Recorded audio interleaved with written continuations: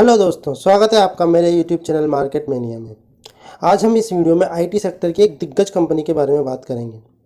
इस कंपनी ने पिछले 1-2 महीने से कुछ खास रिटर्न नहीं दिए हैं, पर आगे चलकर ये कंपनी आपको मालामाल कर सकती है।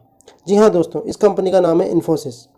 अब आप कहोगे कि इसके बारे में क्या बात करना, ये तो सबको पता ही है कि ये एक फंडामेंटल स्ट्रॉन्ग कंपनी है और एक डेप्ट फ्री कंपनी है। तो दोस्तों, इस वीडियो में आपको इसके फंडामेंटल्स के बारे में डिस्कस नहीं करने वाला, बल्कि कुछ ऐसा बताने वाला हूं कि आपको यह शेयर फ्यूचर का मल्टीबैगर लगने लगेगा।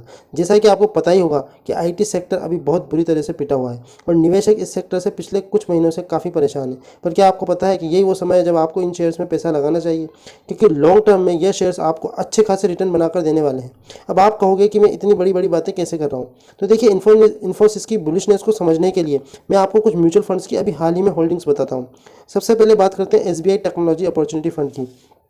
इस फंड ने पिछले 3 सालों में 27.53% का एनुअलाइज रिटर्न दिया है, जो कि काफ़ी शानदार है। और इसकी होल्डिंग्स की बात करें तो सबसे ज़्यादा होल्डिंग्स इसकी इन्फोसिस में है, 21.27%।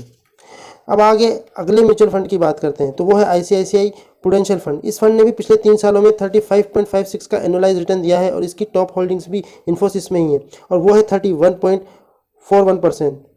तो आपने देखा कि आईसीआईसीआई और एसबीआई दोनों की होल्डिंग्स इन्फोसिस में टॉप पर है। चलिए अब अगले म्यूचुअल फंड की बात करते हैं, टाटा डिजिटल डायरेक्ट फंड। तो टाटा डिजिटल डायरेक्ट फंड में आपने देखा कि इसने पिछले 3 सालों में 29.83% का एनुअलाइज रिटर्न दिया है। 3 सालों में मतलब पर ईयर 29.83% का, कम नहीं होता दोस्तों, बहुत ज़्यादा होता है। 30% रिटर्न अगर आपको मिल रहा है तो एफडी से आप कंपेयर करेंगे तो काफ़ी ज़्यादा होता है। और इसकी जो टॉप होल्डिंग्स है वो किस में है, वो है इन्फोसिस में। इन्फोसिस में 23.92% की इसमें जो होल्डिंग्स है वो है। तो अकेले इन्फोसिस में ये भी टॉप पर है, मतलब इस म्यूचुअल फंड में भी इन्फोसिस ही टॉप पर है। और कोई दूसरी टाटा कंसल्टेंसी देख ली, वो इसके आसपास भी नहीं है, 9%, 6%, एचसीएल टेक, भारतीय एयरटेल। मतलब आप देखें कि जिस भी आप इसमें देख रहे हैं स्टॉक्स में जो होल्डिंग्स है सबसे ज़्यादा इन्फोसिस में, मतलब मोर देन 20%। अभी तक आपने तीनों म्यूचुअल फंड्स के में होल्डिंग्स देखी इन्फोसिस की, वो मोर देन 20% है। और म्यूचुअल फंड में एक ही स्टॉक में 20% से ज़्यादा होल्डिंग होना दोस्तों कमाल की बात होती है। मतलब इतना ज़्यादा बुलिशनेस, म्यूचुअल फंड हार्डली 4 या 5% किसी एक स्टॉक्स में इन्वेस्ट करना पसंद करते हैं। वहाँ पे आप देख रहे हो 23% किसी एक स्टॉक में, मोर देन 20% किसी एक स्टॉक में होना बहुत बड़ी बात है। अब आगे बात करते हैं फ्रैंकलिन इंडिया टेक्नोलॉजी फंड की। ये एक नॉर्मल फंड है, पर इसमें भी आप देखिए इसने भी 23% का रिटर्न दिया है अपने शेयर होल्डर्स को पिछले कई सालों में। तो पिछले 3 सालों में, और एनुअलाइज रिटर्न इसका भी 23% है। अब आप देख सकते हैं इसमें भी जो होल्डिंग्स है वो 16.57% की है।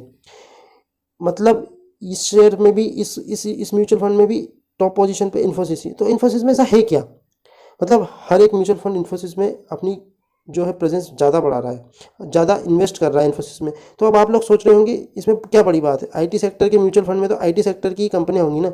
तो जी हाँ दोस्तों, पर सभी म्यूचुअल फंड में आपने गौर किया होगा कि होल्डिंग परसेंटेज इन्फोसिस का ही ज़्यादा है। किसी एक कंपनी में म्यूचुअल फंड हाउस इतना पैसा नहीं लगाते। जरूर इन्फोसिस में कुछ बड़ा होने वाला है। अब आप कहोगे इस शेयर में ऐसा क्या बड़ा होने वाला है, तो दोस्तों इसे समझने के लिए आपको इन्फोसिस की बोनस हिस्ट्री को समझना होगा।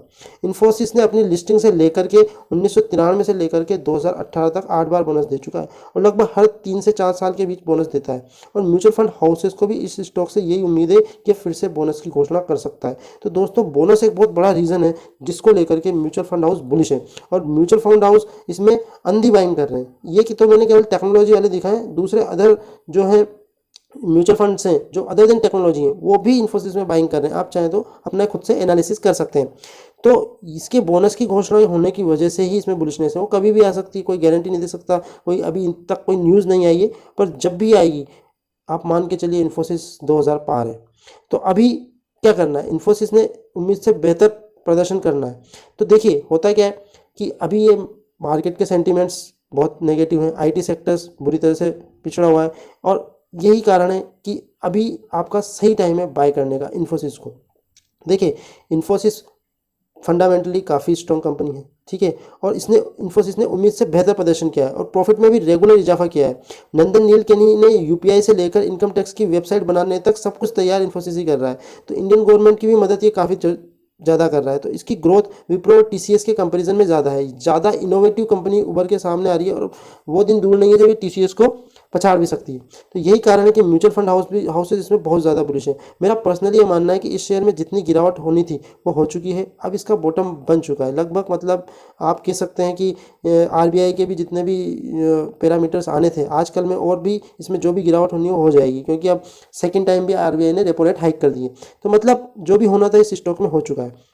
और थोड़े बहुत दिन बाद आप इसको 1 या 2 दिन के लिए इन्वेस्ट करने की नहीं कह रहा, मैं सलाह दे रहा हूँ आपको इसमें कम से भी कम 1 से 2 साल की, 1 से 2 साल में आपको 30% रिटर्न आराम से मिल जाएगा। 30% रिटर्न बहुत होता है दोस्तों। अब आप ज़्यादा लालची हैं तो बात अलग है, पर 30% इज़ मोर देन इनफ। और मैं आपको 30% की गारंटी देता हूँ कि 1 साल या 1.5 साल में 30% आपको रिटर्न बना के दे सकता है।